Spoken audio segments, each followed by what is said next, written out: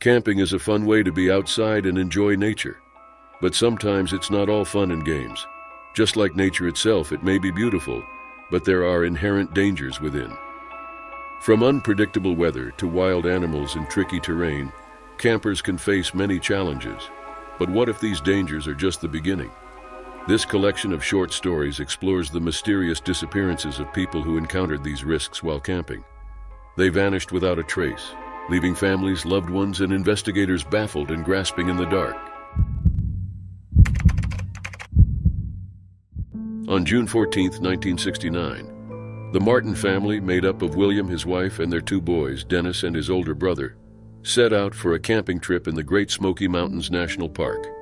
They were looking to escape the city's hustle and find some peace in nature. They pitched their tents in Spence Field, surrounded by lush greenery, and their voices filled the tranquil surroundings with laughter and conversation. As the afternoon crept in, Dennis and his older brother found themselves engrossed in a game of hide-and-seek with two other boys from the camp. It all started innocently enough. Little did they know, this simple game was about to take a terrifying turn. Around 4:30 p.m., Dennis and his brother teamed up with the two other boys for some fun. William Martin watched as the kids huddled together, plotting a prank to surprise the adults. With a mischievous grin, they disappeared into the forest, Dennis's bright red shirt contrasting against the green backdrop. When the older boys reappeared, bursting into laughter, Dennis was conspicuously absent. Concern etched across his face, William began calling out for Dennis but received no response. Meanwhile, about 7 miles away, Harold Key and his family were taking a leisurely hike near Sea Branch, southwest of Cades Cove. Their peaceful outing took a chilling turn when a scream pierced the quiet forest. Startled, they scanned the surroundings, their hearts racing with unease as they glimpsed a shadowy figure darting among the trees. During that time, the Martin family and the other family that was with them started looking for Dennis. As the hours slipped by and darkness descended upon Spence Field, the search efforts intensified, drawing the attention of park rangers and concerned volunteers alike. With a heavy heart, William Martin reported his son's disappearance to park officials at Cades Cove around 8:30 p.m. His voice trembled with fear as he pleaded for assistance in finding his missing child. As the evening progressed, a thunderstorm swept through the mountains and pounded the campsite with rain and wind. Despite the worsening weather conditions, search operations continued tirelessly into the night, with the family and searchers frantically scanning the area for the missing boy. On June 15, 1969, as the first light of dawn broke, the group of searchers gathered at Boat Mountain Road to discuss the search plans for the day. Despite their exhaustion, they were ready to face another day of relentless searching. By 5 a.m., they had spread out across the rugged terrain as they combed every inch of the wilderness in hopes of finding any clue that could lead them to Dennis. As the hours passed, the search party grew to over 240 individuals.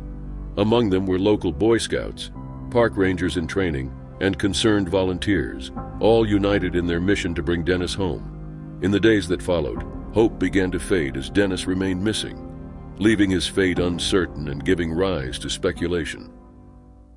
False leads and fleeting sightings only added to the distress felt by his family and the community.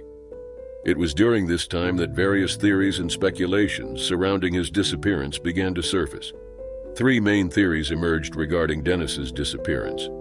The first, considered most probable by park officials, suggested that Dennis became lost and was unable to survive in the wilderness.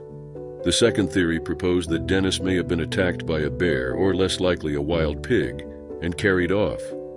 The third theory, supported by Dennis's father, suggested that someone may have abducted him from the park. On the day Dennis went missing, tourist Harold Key and his family reported hearing a scream and seeing a rough-looking man running away. However, park rangers and the FBI were unable to find sufficient evidence to link this sighting with Dennis's disappearance. Amid speculations, the search for Dennis continued. On the 3rd of July, the search party encountered a troubling scent of decay along the West Prong, prompting concern among members. Despite thorough investigation, the source of the odor remained unidentified, adding to the complexities of the search. Despite extensive efforts and a $5,000 reward from the family for any information about Dennis, the search did not yield any new leads. Consequently, park officials decided to end the search for Dennis Martin on September 11th. In 1985, a potential breakthrough emerged when a ginseng hunter claimed to have discovered a child's skeletal remains 3 miles downhill from Dennis's last known location. Despite extensive search efforts, searchers were unable to locate the reported remains. The mystery surrounding Dennis Martin's disappearance remains unsolved, despite the significant effort invested in finding him.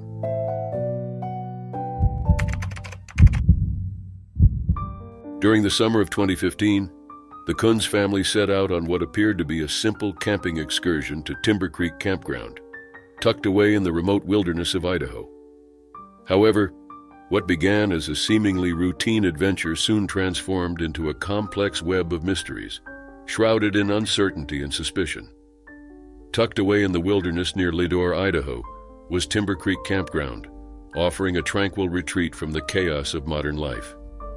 It was here that the Kunz family set out on a camping excursion that would soon take an unexpected turn. Accompanying the journey were Vernal Kunz and Jessica Mitchell. Along with their energetic 2-year-old DeOrr Kunz Jr. joining them were Jessica's grandfather, Bob Walton, a lively elder, and Isaac Reinwand, a mysterious figure whose presence brought an air of mystery to their expedition. On the evening of July 9, 2015, the Kunz family packed up their truck and headed out for their camping trip. They met up with Bob Walton and Isaac Reinwand along the way, driving through rough terrain as the sun went down. They stopped for diesel, tried to grab dinner in DeOrr but couldn't, and ended up quickly grabbing snacks at a convenience store before finally reaching the campground in the dark.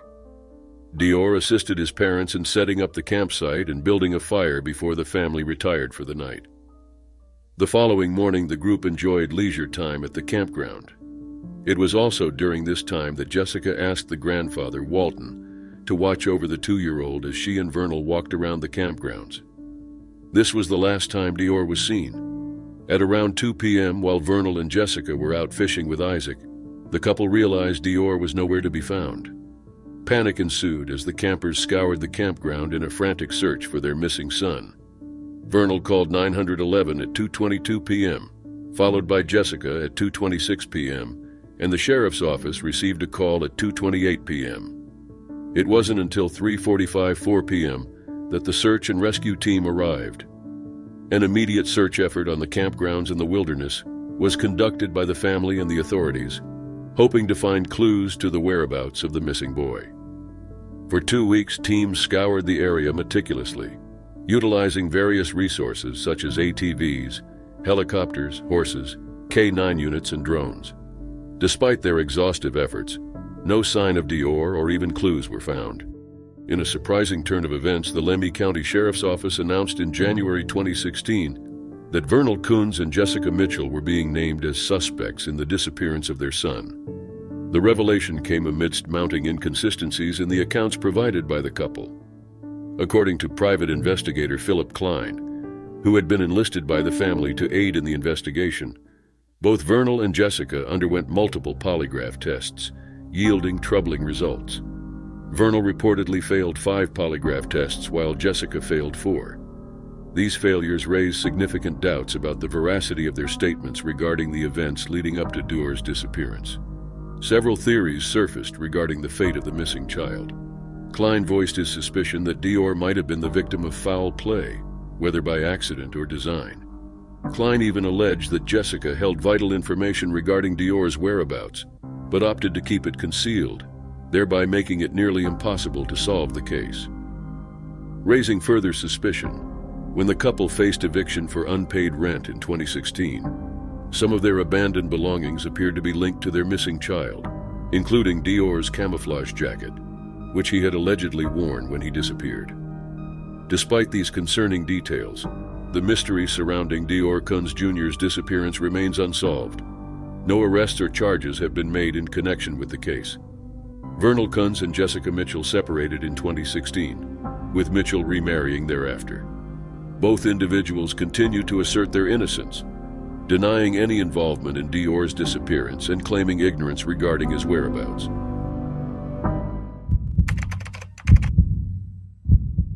On Labor Day weekend of 1975, the Newton family from Manchester, Maine, was vacationing at the Natanis Point campground in the deep woods of the Chain of Ponds Township, closer to the Canadian border.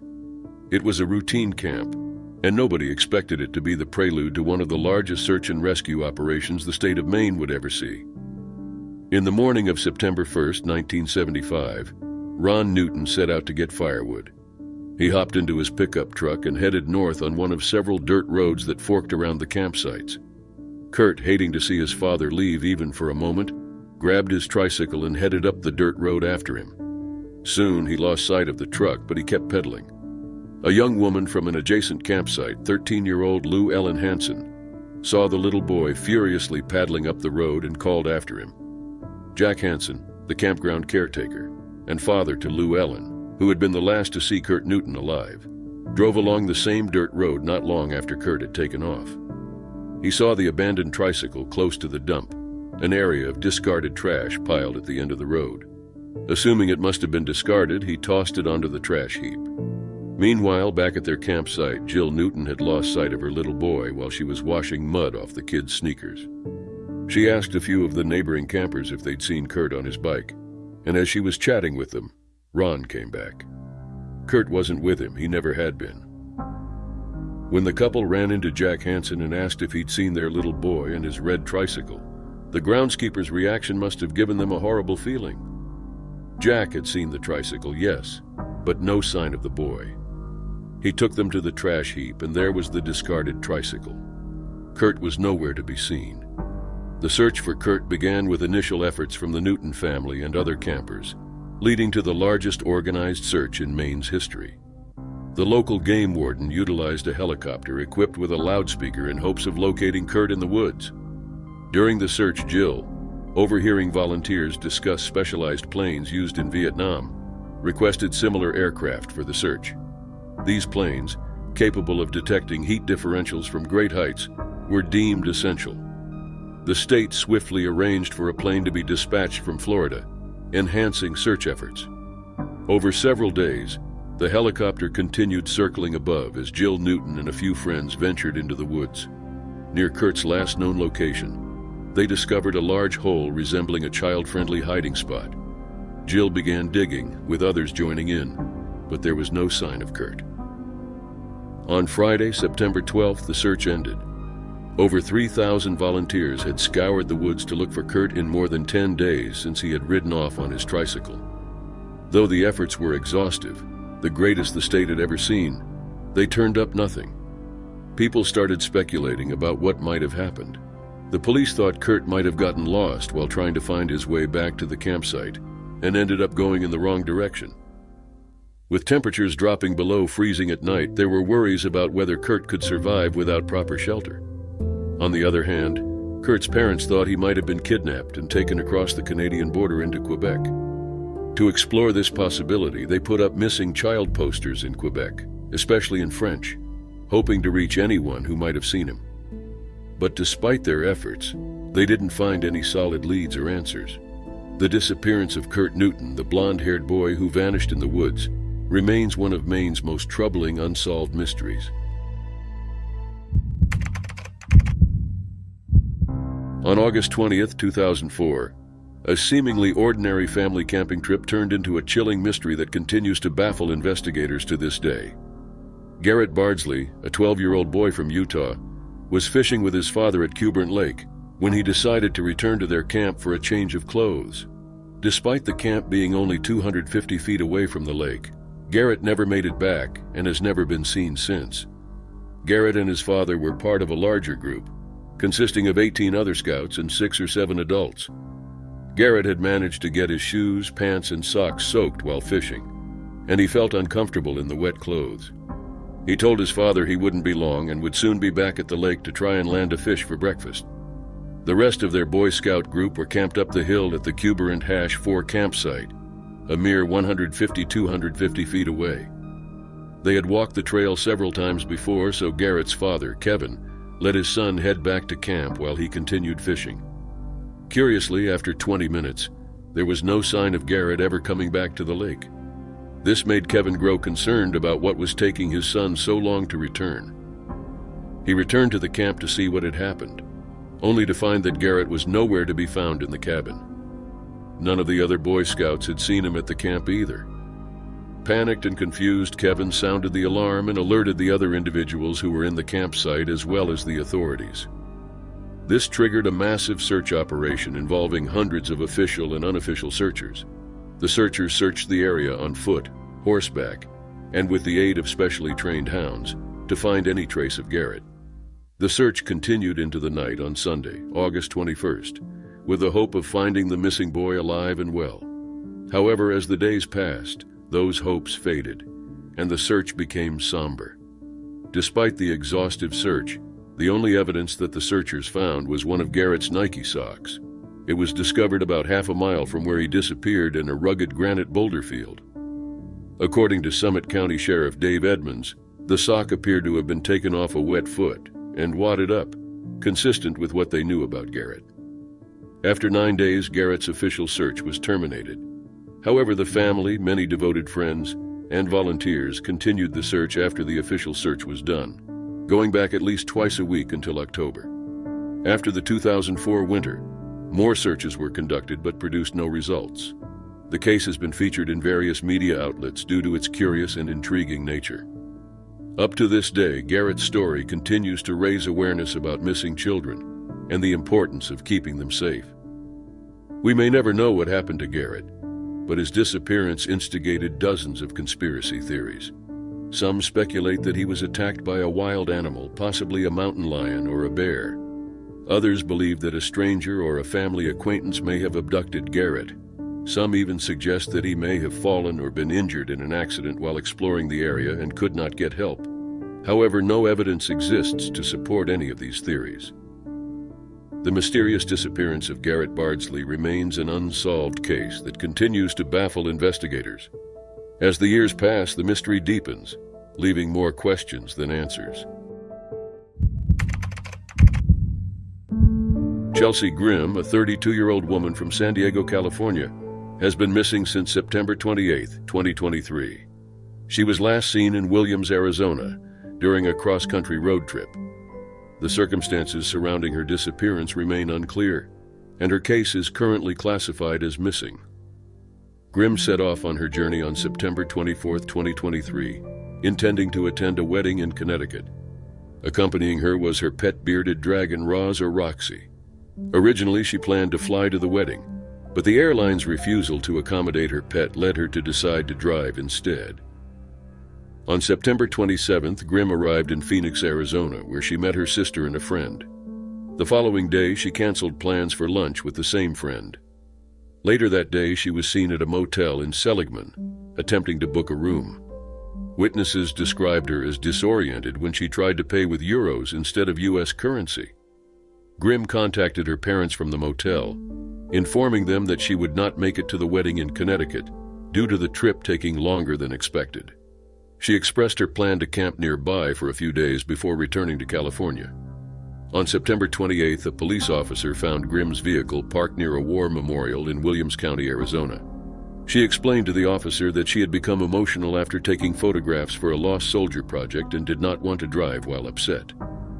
The officer suggested some safe places for her to camp, including the Love's truck stop near a gas station. On September 30th, a woodcutter spotted Grimm near Ashfork, Arizona, where she was camping in her car. She did not appear to be in distress or in need of help.